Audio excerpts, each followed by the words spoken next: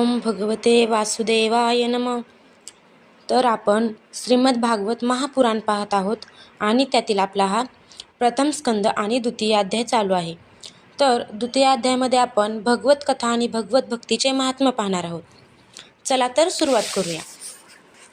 श्री व्यास म्हणतात, शौनकादी ब्रह्मवादी ऋषींचा हा प्रश्न ऐकून रोमहर्षाने सुपुत्र उग्रश्रवा यांना फार आनंद झाला. त्यांनी ऋषींच्या या मंगलमय प्रश्नाचे अभिनंदन करून सांगण्यास सुरुवात केली. सूत म्हणाले, कोणतेही लौकिक वैदिक कर्म कर्तव्य नसलेल्या आणि संन्यास घेण्यासाठी एकटाच निघालेल्या ज्यांना पाहून वडील व्यास विरहाने व्याकुळ होऊन हे पुत्र म्हणून बोलावू लागले, तेव्हा सुखरूप झाल्यामुळे वृक्षांनीच ओ दिली. याप्रमाणे सर्वांच्या हृदयात विराजमान झालेल्या श्री शुकमुनींना मी नमस्कार करतो. अत्यंत प्रभावी सर्व वेदांचे सार असलेले, संसाररूपी अंधारातून बाहेर पडू इच्छिणाऱ्यांना आध्यात्मिक प्रकाश देणारे अद्वितीय रहस्यमय श्रीमद भागवत पुराण संसारी लोकांची दया घेऊन ज्यांनी सांगितले, त्या मुनींचे गुरु असणाऱ्या व्यासपुत्र श्री शुकाचार्यांना मी शरण जातो. पुरुषश्रेष्ठ नरनारायण ऋषींना, सरस्वती देवीला आणि श्री व्यासदेवांना नमस्कार करून या श्रीमद भागवताचे पठण करावे. ऋषीवर्य हो, संपूर्ण विश्वाच्या कल्याणासाठी आपण हा सुंदर प्रश्न विचारलेला आहे. कारण हा प्रश्न श्रीकृष्णाच्या संबंधात आहे. त्यामुळे अंतःकरण चांगल्या प्रकारे प्रसन्न होते. ज्यामुळे भगवान श्रीकृष्णांच्या ठिकाणी अंतःकरण प्रसन्न करणारी निष्काम व अखंड भक्ती उत्पन्न होते. तोच मनुष्याचा सर्वश्रेष्ठ धर्म आहे. भगवान श्रीकृष्णांच्या ठायी भक्ती निर्माण होताच तत्काळ निष्काम ज्ञान व वैराग्याचा आविर्भाव होतो. धर्माचे योग्य तऱ्हेने पालन केल्यानंतरही जर मनुष्याच्या हृदयात भगवंताच्या कथाविषयी प्रेम निर्माण होत नसेल तर ते केवळ श्रमच होत. धर्माचे फळ मोक्ष आहे.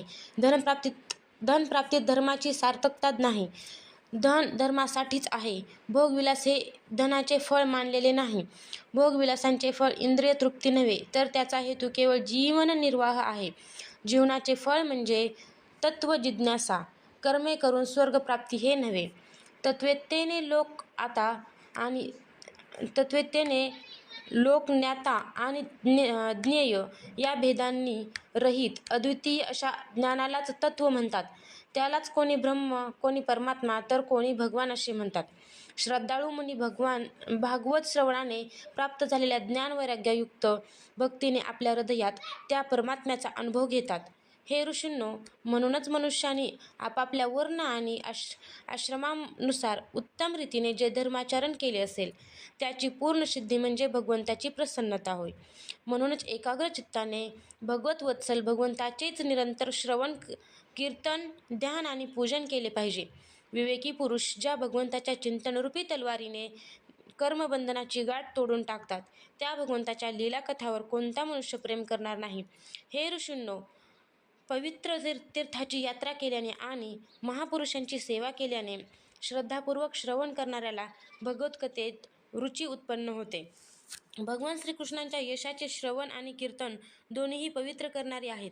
संतांचे सहृदय भगवान आपली कथा ऐकणाऱ्याच्या हृदयात येऊन स्थिर होतात आणि त्यांच्या अशुभ वासना नष्ट करतात.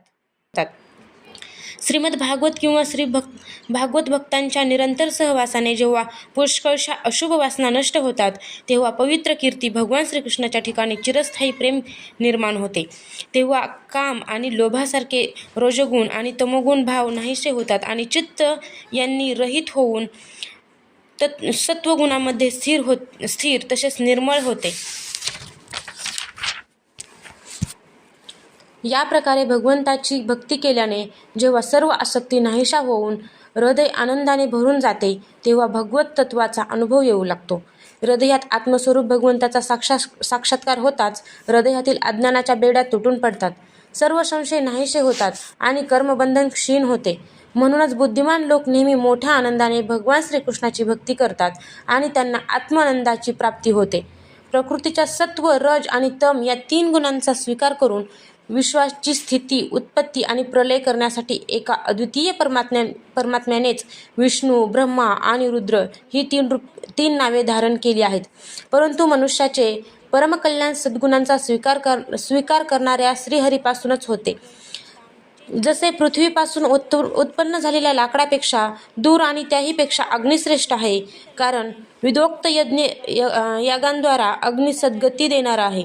त्याप्रमाणे तमोगुणापेक्षा रजोगुण श्रेष्ठ आहे आणि त्याहीपेक्षा सत्वगुण श्रेष्ठ आहे, कारण तोच ब्रह्मदर्शन करून देणारा आहे.